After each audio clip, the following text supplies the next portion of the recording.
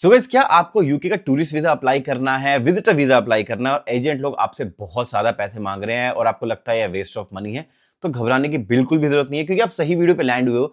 इस वीडियो में मैं आपको स्टेप बाय स्टेप बताऊंगा कि आपको जो यूके वीजा की एप्लीकेशन है विजिटर वीजा की, वो कैसे फिल करनी है। इस वीडियो को फॉलो करके आप अपना, अपने फैमिली मेंबर का, अपने पेरेंट्स का, अपने रिलेटिव का, अपने फ्रेंड्स का भी वीजा अप्लाई कर सकते हो।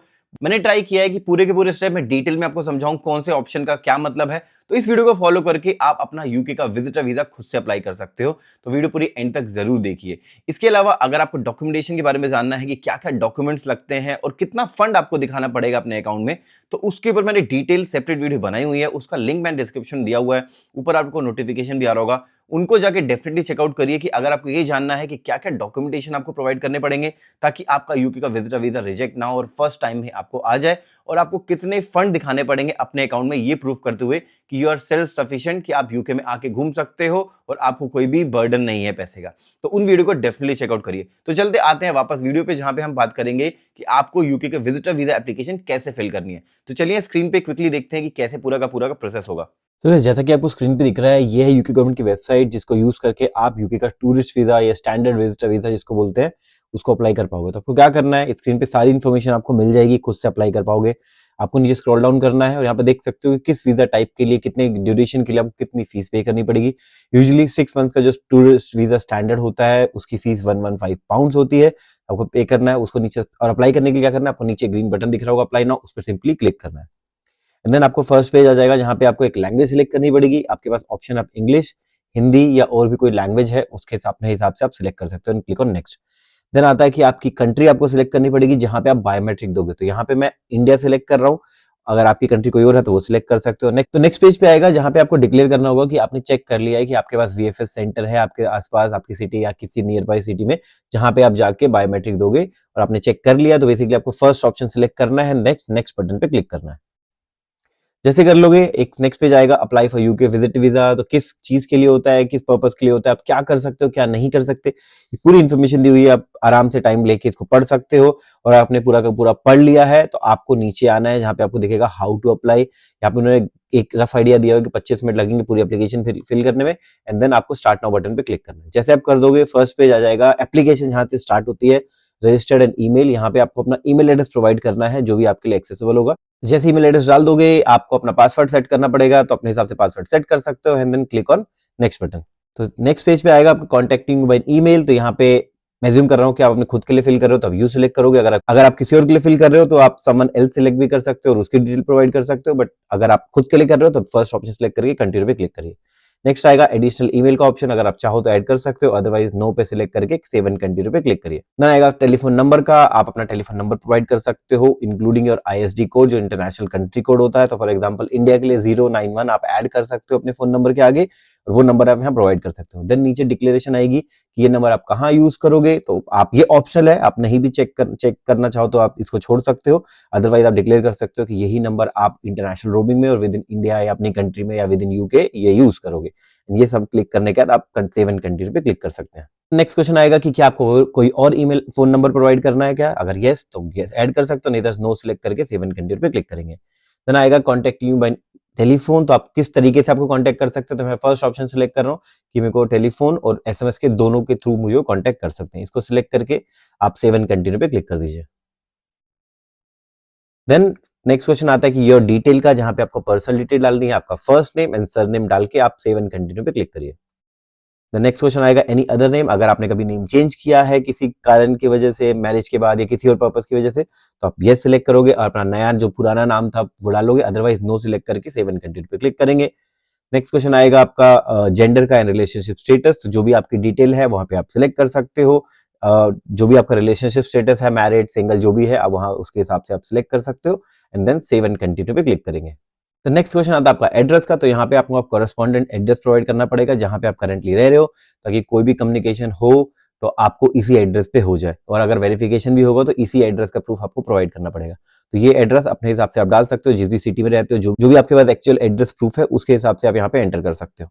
तो यहाँ पे मैं डमी डिटेल डाल रहा हूँ, जो भी आपकी डिटेल हो वो एंटर करके आप सेव एंड कंटिन्यू पे क्लिक कर दीजिए नीचे। जैसे कि यहाँ पे नीचे पूछा हुआ है कि is this your correspondent address, तो यस, यहाँ पे हम ये सिलेक्ट करेंगे, यही मेरा कॉरेस्पॉन्डेंट एड्रेस है जहाँ पे मैं रहता हूँ, विच मीन्स दैट, और देन इसको सिलेक्ट करके हम सेव एंड कंटिन्यू पे क्लिक करेंगे। तो नेक्स्ट क्वेश्चन आएगा कि इसी सेम एड्रेस की जो आपने डिटेल डाली है वहां पे आप कितने टाइम से रह रहे हो, तो यहाँ पे आपको ईयर, मंथ, डेज में आप एंटर कर सकते हो, 10 साल, 15 साल, 20 साल, जितने टाइम आप यहाँ पे रह रहे हो वो आप डिटेल ऐड कर दीजिए। एंड देन सेकंड क्वेश्चन आएगा कि आप किस टाइप की ओनरशिप है, आप खुद का है, आप रेंट करते हो या किसी के साथ रहते हो, जो भी आपकी सिचुएशन है तो आप यहाँ पे सिलेक्ट कर सकते हो and then click on save and continue. Next question आएगा योर पासपोर्ट डिटेल, तो यहाँ पे आपको पासपोर्ट डिटेल प्रोवाइड करनी है, पासपोर्ट नंबर प्रोवाइड करना है, इशूइंग अथॉरिटी प्रोवाइड करना है, आपका इशू डेट और एक्सपायरी डेट, ये सारी इन्फॉर्मेशन आपके पासपोर्ट के फ्रंट पेज पे आपको मिल जाएगी। वो एंटर करने के बाद आपको नीचे सेव एंड कंटिन्यू पे क्लिक करना है। तो यहाँ पे मैंने अपनी डिटेल डाल दी है, मैं यहाँ पे सेव एंड कंटिन्यू पे क्लिक करूंगा।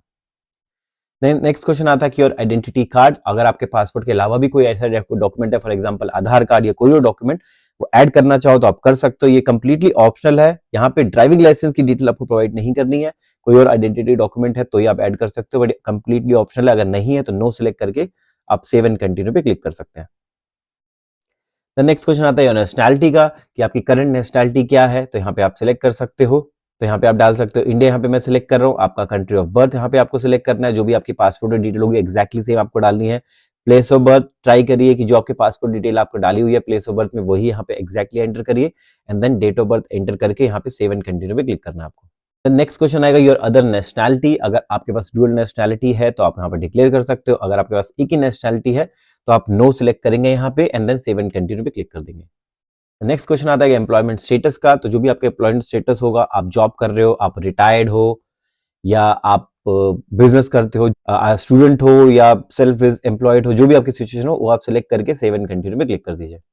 एंड द नेक्स्ट क्वेश्चन आता है कि अदर सोर्स ऑफ इनकम, तो अगर आपने जैसे डिक्लेयर किया है कि आप जॉब करते हो, उसके अलावा भी कोई सोर्स ऑफ इनकम है, आप एडिशनल सोर्स ऑफ इनकम दिखाना चाहते हो तो आप दिखा सकते हो, या कोई सेविंग है आपके अकाउंट में, कितनी सेविंग है आईएनआर में, जीबीपी में, तो आप यहाँ पे डिक्लेयर कर सकते हो। एंड देन वो डिक्लेयर करने के बाद आप सेव एंड कंटिन्यू पे क्लिक कर सकते हो। अगर आपके पास कोई सेविंग नहीं है, कोई अदर सोर्स ऑफ इनकम नहीं है, कुछ भी ऐसा, तो आप जो लास्ट ऑप्शन है I do not have any other income और सेविंग, तो आप उस पर क्लिक सिलेक्ट करके उसको सेव एंड कंटिन्यू पे क्लिक कर सकते हो।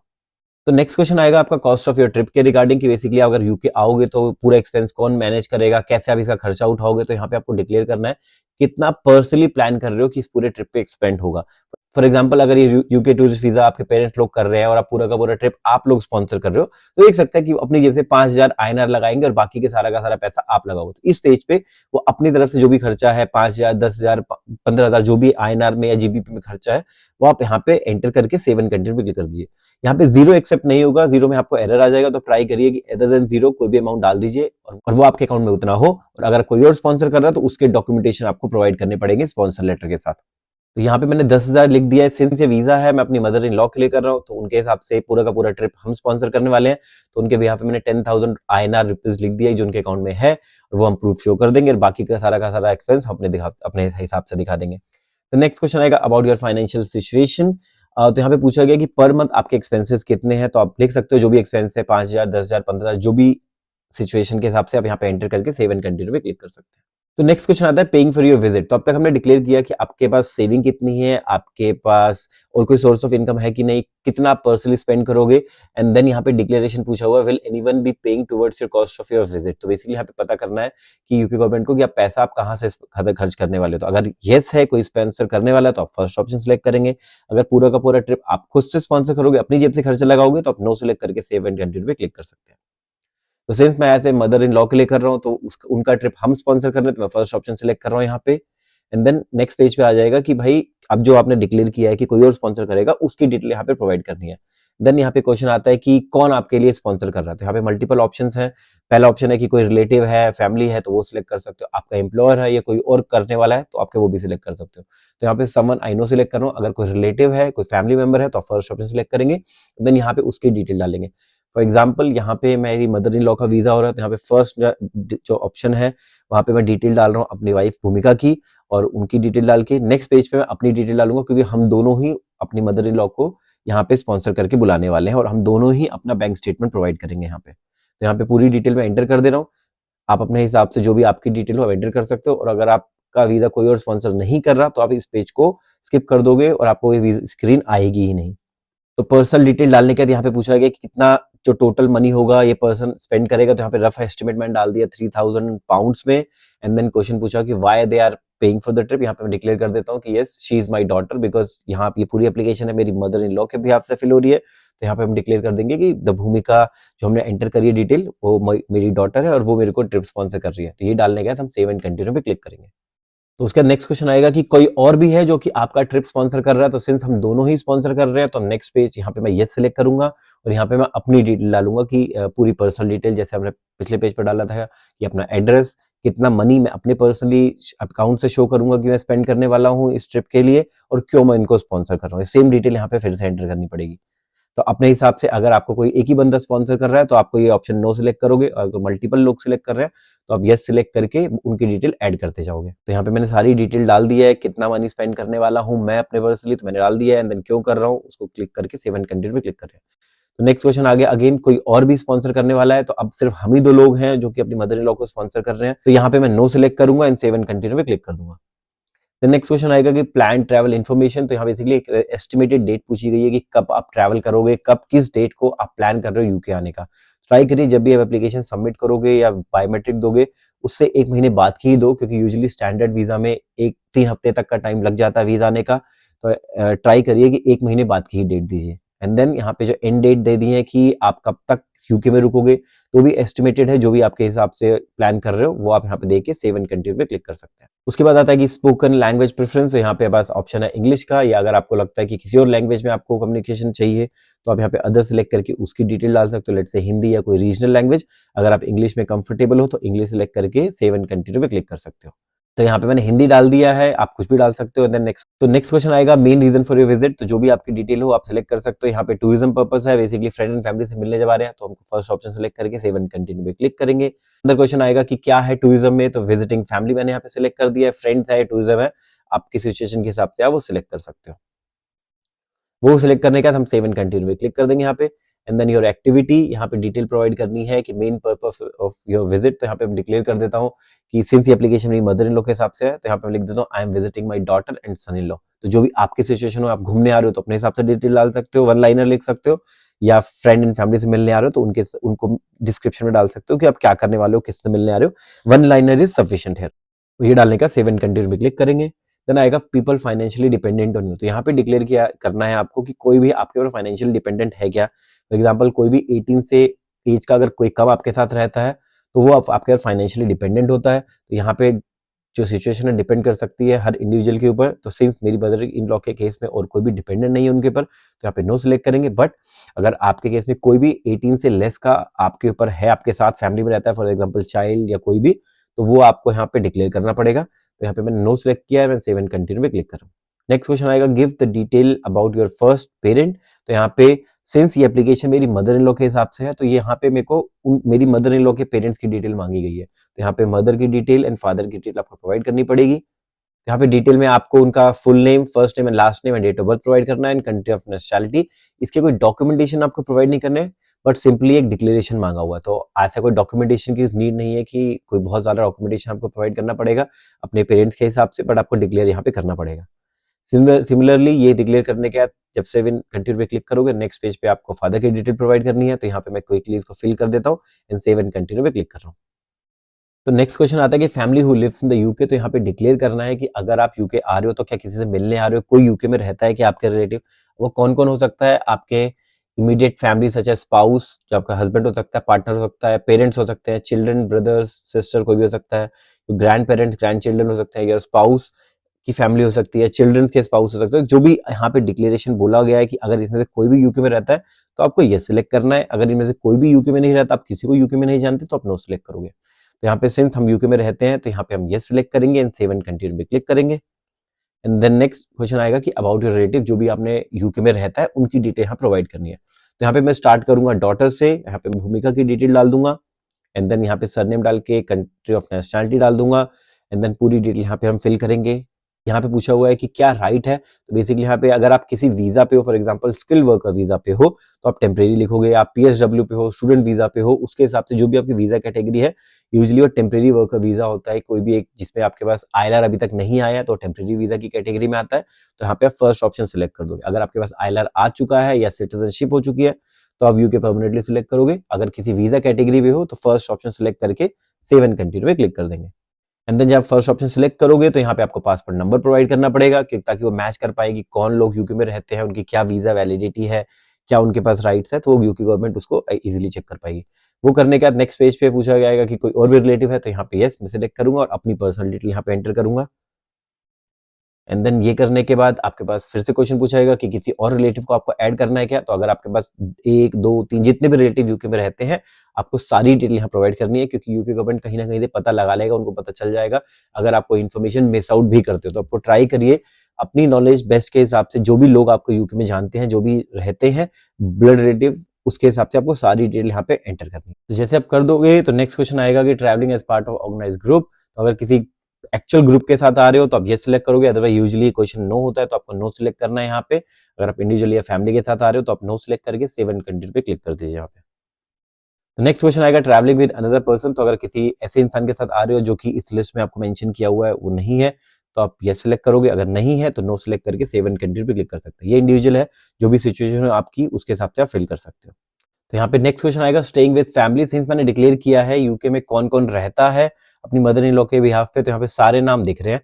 उसमें अब आप किसके साथ रहने वाले हो, वहां पे आपको चेक बॉक्स दिया होगा कि आप किन लिमिटेड लोगों के साथ रहोगे या सबके साथ एक साथ रहोगे, तो आपको चेक करना है एंड सेव एंड कंटिन्यू पे क्लिक कर देना है। तो नेक्स्ट पेज पे आपको डिटेल प्रोवाइड करनी पड़ेगी, including the phone number, email address and the address जहां पे आपके रिलेटिव रहते हैं, जहां पे आप एक्चुअली जाके रहोगे, वो सारी डिटेल आपको इस पेज पे प्रोवाइड करनी पड़ेगी, starting with phone number, then email address and address. And then next आपको प्रोवाइड करना पड़ेगा कि आप इस एड्रेस पे अपने इस रिलेटिव के पास किस डेट को आओगे और किस डेट को चले जाओगे। तो ये आपकी पर्सनली जो भी सिचुएशन हो उसके हिसाब से आप एंटर कर सकते हो एंड सेव एंड कंटिन्यू पे क्लिक कर दीजिए। नेक्स्ट क्वेश्चन आएगा कि अगेन आपने मल्टीपल रिलेटिव्स अगर सिलेक्ट किए तो आपको बाकी रिलेटिव्स की भी डिटेल यहाँ प्रोवाइड करनी पड़ेगी, starting with same phone and email address और देन एक्चुअल होम एड्रेस और किस डेट को वहां पे स्टार्ट करोगे आना और किस डेट को वहां पे आप चले जाओगे। तो आपको ये पूरी डिटेल प्रोवाइड करनी पड़ेगी और उसके बाद आपको सेव एंड कंटिन्यू पे क्लिक करना पड़ेगा।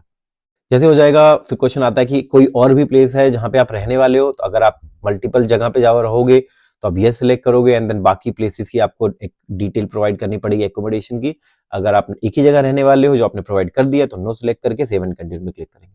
देन आता है यूके ट्रैवल हिस्ट्री, क्या आपने यूके में ट्रैवल किया है लास्ट 10 ईयर्स में। अगर आपने किया है तो आप ये सिलेक्ट करोगे और सारी डिटेल आपको प्रोवाइड करनी पड़ेगी, कितनी बारी ट्रैवल किया है, किस मंथ में ट्रैवल किया, किस मंथ में एग्जिट किया, ये सारी डिटेल आपको हैंडी रखनी है और ये सारी डिटेल आपको आपके पासपोर्ट पे मिल जाएगी, यहाँ पे स्टैंपिंग हो रखी है।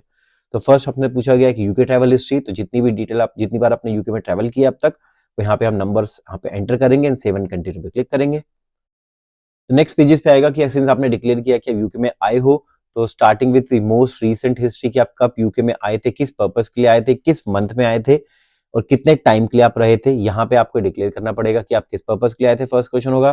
देन किस डेट को आप यूके में एंटर करे थे, not exactly the date but आपको month and year and then कितने टाइम के लिए रहे थे। वो करने के बाद आप यहाँ डिटेल डाल दोगे पूरी डिटेल। नेक्स्ट पेज पे आएगा कि आपके पास नेशनल इंश्योरेंस नंबर है, तो यहाँ पे आप डिक्लेयर कर सकते हो। अगर नहीं है तो नो सिलेक्ट करेंगे, यस है तो यस सिलेक्ट करके सेव एंड कंटिन्यू पे क्लिक कर देंगे। नेक्स्ट क्वेश्चन आएगा ड्राइविंग लाइसेंस का, क्या आपके पास यूके का ड्राइविंग लाइसेंस है, आपकी सिचुएशन के हिसाब से आप सिलेक्ट करके सेव एंड कंटिन्यू पे क्लिक कर सकते हैं।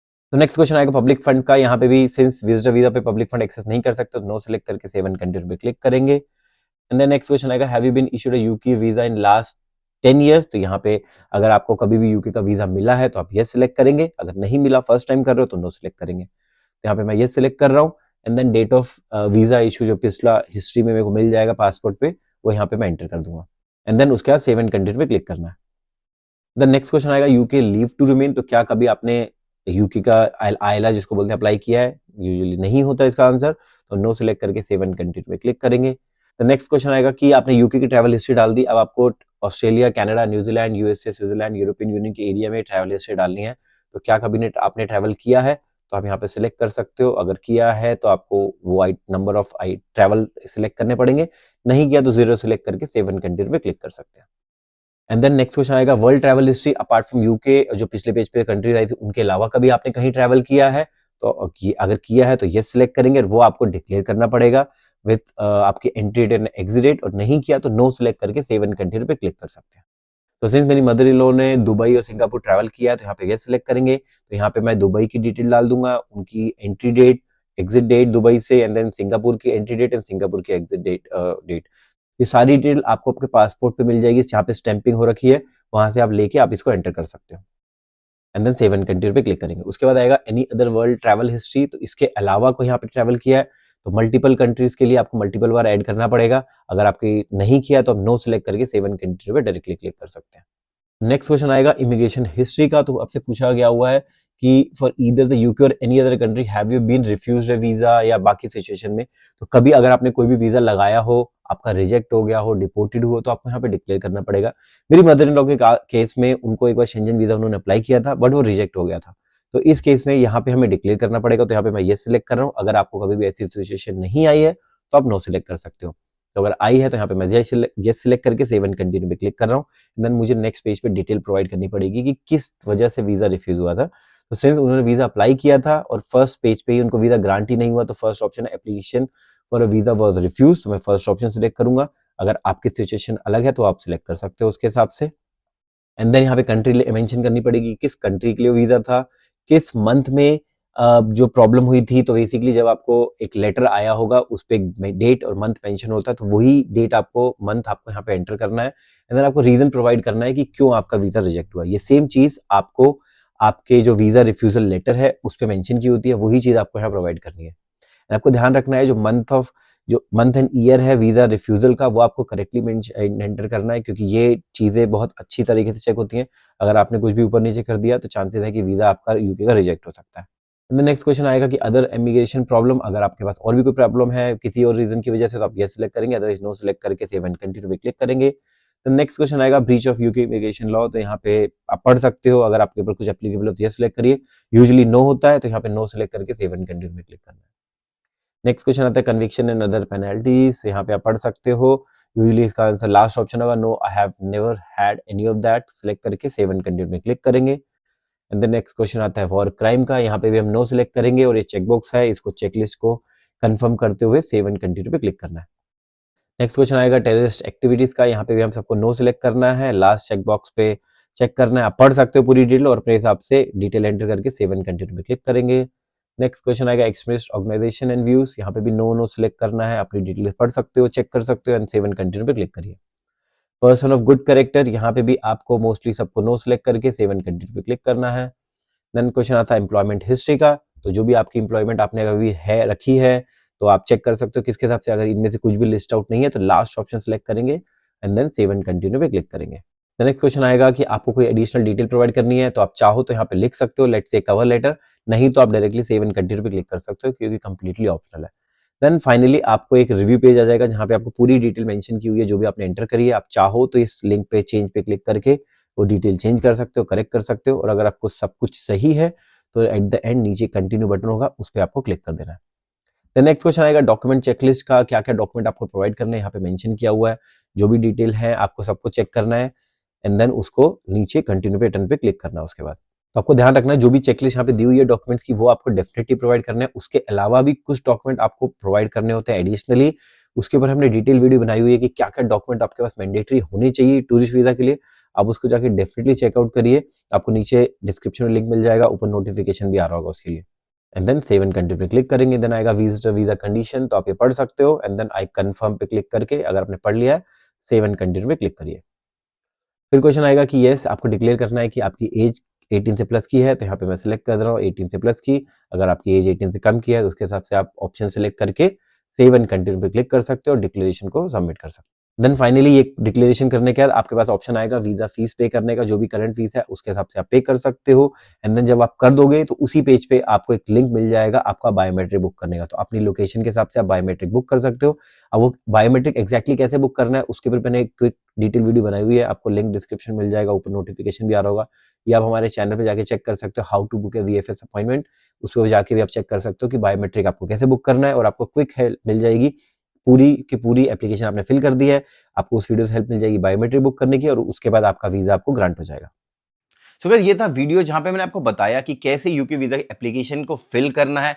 आप क्विकली खुद से फिल कर सकते हो। आपने देखा कि बहुत ईज़ी है, आपको किसी भी एजेंट को एक्स्ट्रा पैसे देने की ज़रूरत नहीं है। अब ये पूरा का पूरा प्रोसेस खुद से कर सकते हो। रही बात डॉक्यूमेंटेशन की और आपके जो फाइनेंशियल डॉक्यूमेंट्स आपको प्रोवाइड करने पड़ेंगे, अगर आपको कुछ भी डाउट है तो उन वीडियो को चेकआउट कर सकते हो, जो मैंने वीडियो के स्टार्टिंग में रेफरेंस दिया था। अदरवाइज़ आप हमसे 1 टू 1 कंसल्टेशन भी बुक कर सकते हो। आपको लिंक डिस्क्रिप्शन में मिल जाएगा and we will try to come up with the next video soon. Until then take care, bye.